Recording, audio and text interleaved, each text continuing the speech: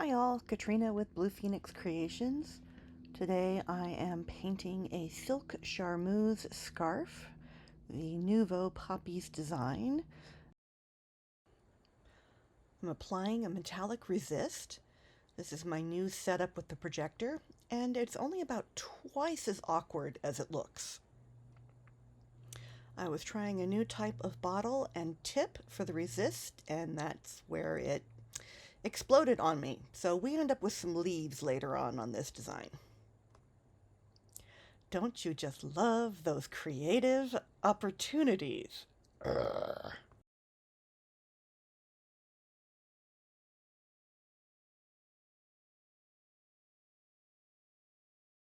So now it's time for the really, really fun part, applying the dye.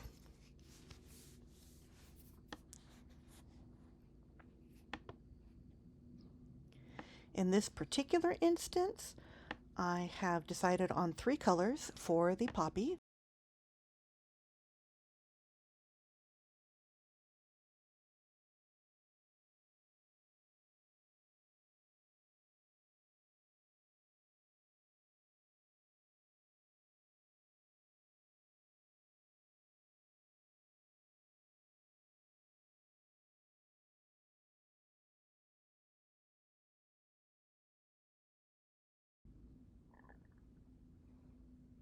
This time around, I am applying the colors one at a time to each of the petals so that I end up with a more, shall we say, solid flower effect. We still have different petals, they're just not as distinct from each other as they are in other instances. So that means I'm going to apply the purple on all the petals, then come back and apply the carmine on all of the petals, and then end with the magenta on all of the petals.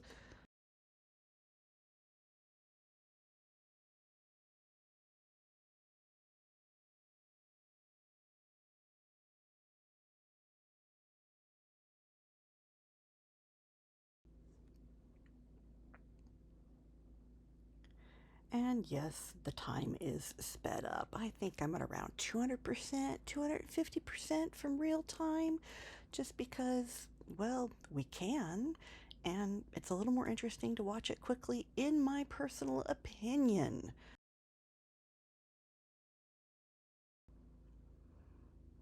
You are, of course, welcome to disagree with me.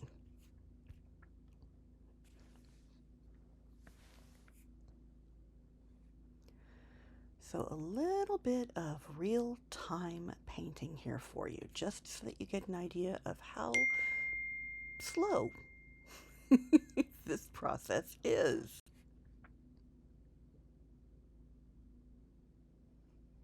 I'm using a large brush here. I like it because, of course, it will pick up more dye at once, so I don't have to go back and forth quite as often. I definitely could use a smaller brush for this smaller petal. It would make life easier for me in the long run, but as you'll see later, I'm really not concerned with bleeding and going outside of the lines. In fact, I'm going to encourage it to do that in a little bit. So, big brush is just fine and dandy and lays down a lot of color very quickly.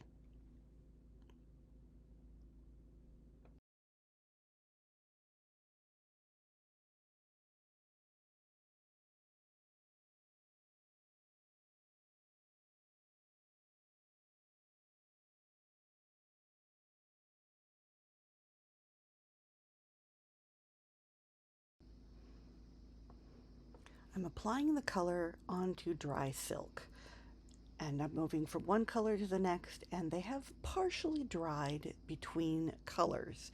So the colors are staying rather distinct from each other. And I want to change that and make them blend a little more.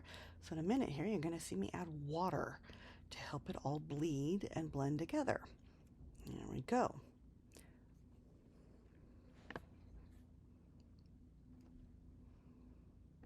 I said a few minutes ago that I was actually going to encourage the bleeding, that I wasn't terribly concerned with going outside the lines. Right now, I'm adding some extra dye outside of the lines around the flower. This is going to set up for that shading or halo effect that I'll be going for in a little bit. So add some dye, add some water, and yes, that was my hair dryer because sometimes you need to stop the process along the way. But here's the water helping it to bleed out beyond the bounds of the flower outline. I will say, this technique, this final look, is not for everybody. There are artists who do exquisite line work and coloring, and everything stays precisely where it's put. This is just a different style. This is the look that I'm trying to go for in this instance. And I know that there are people out there who are going to say that I have ruined these flowers by allowing them to bleed, by making them bleed.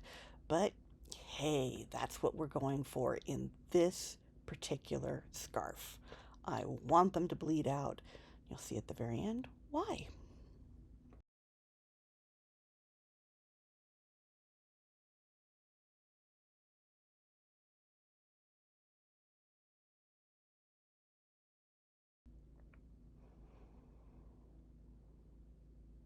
You can see here, I've gone back to the first flower and same thing. I'm adding water so that it will bleed. I'm adding some more color around the outside of the flower, again to encourage that kind of bleeding halo that I know some people are freaking out about.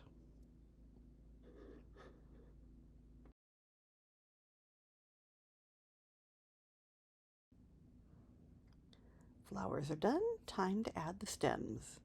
In this case, I'm starting with water within the stems before I add my color, just so that it will bleed from the very beginning, or blend, I suppose would be the better way of phrasing that. As I added water first, that has the effect of diluting the dye to make a paler shade. I'll go back and forth, adding more dye, adding a little more water, until I get a, I won't say completely dimensional look, but something a little dimensional, a little more than flat.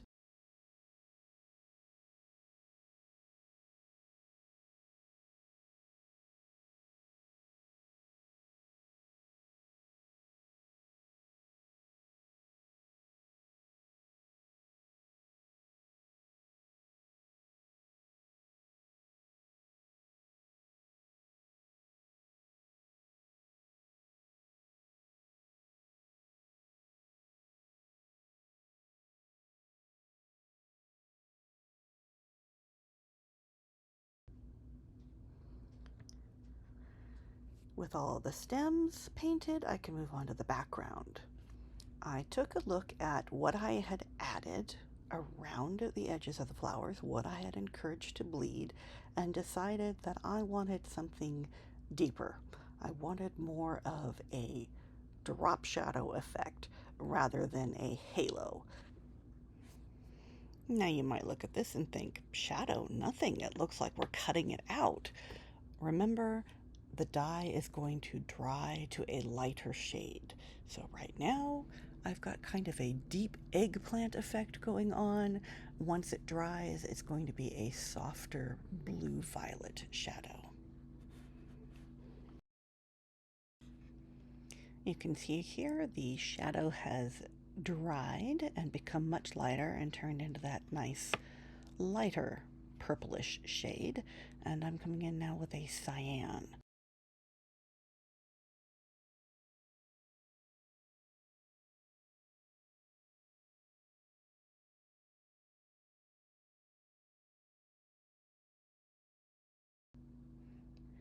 Once I've filled in an area with the background color, I'm coming back in with water, adding it around the edges of the flowers and the stem in order to blend that shadow into the background. And then some salt to help encourage the dye and water to do fun things and create texture in my background.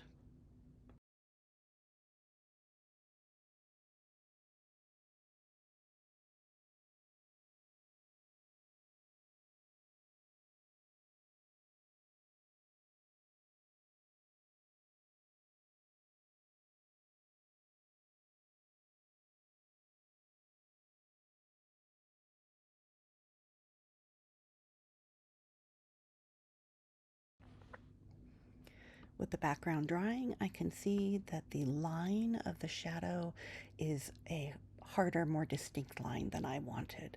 So I'm going back in. I have diluted the dye down significantly, and between that and the water, I'm just blending that in a little more and changing the background texture. The salt's a wonderful thing, but sometimes it doesn't quite, well, you can't control it, so there you go. It's going to do what it's going to do. While flower petals may be beautifully soft and smooth to the touch, there is still, of course, texture visually, if nothing else. So, a little bit of detail, a little extra in here, coming in with that cyan on top of the magenta is going to give me a purple. It'll give me more of a veining and textured detail to my flower petals.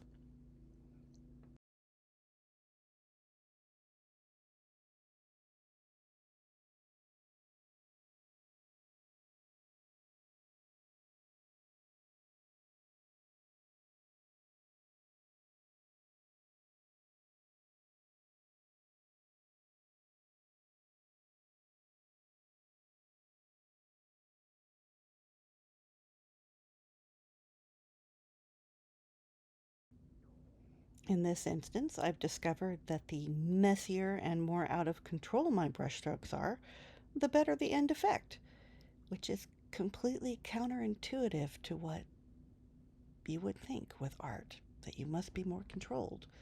But in this instance, it really does look better if it's out of control.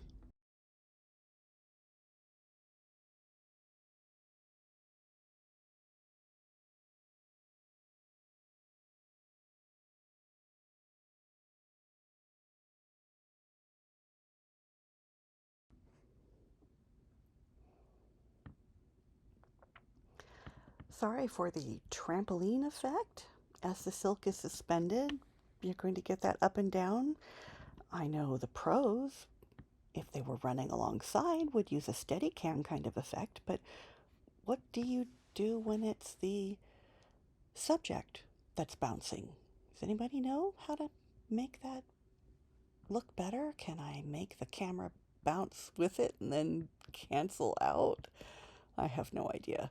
If somebody knows how to film something like this, I'd love to hear from you because I have no idea how to make this look nice and not make people seasick while watching it.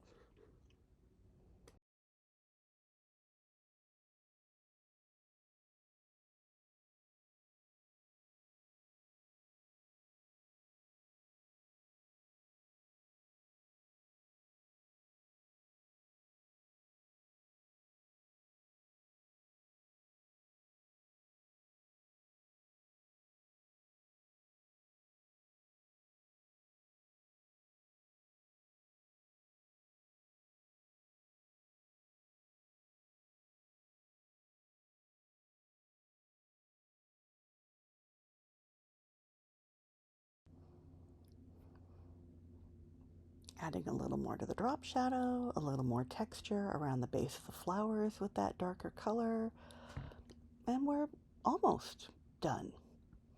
I'm actually going to end up doing another layer on the background, which I somehow did not film, and then of course I will have to steam it, wash it, iron it, and it will be gorgeous and ready to go.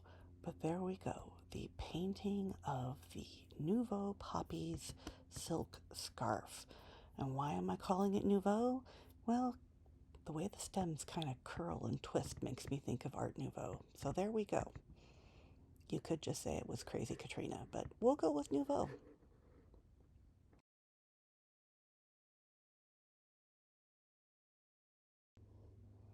I hope you have enjoyed this little peek into the silk painting process and that you were able to ignore all of the kagaga in the background. I'll see you next time.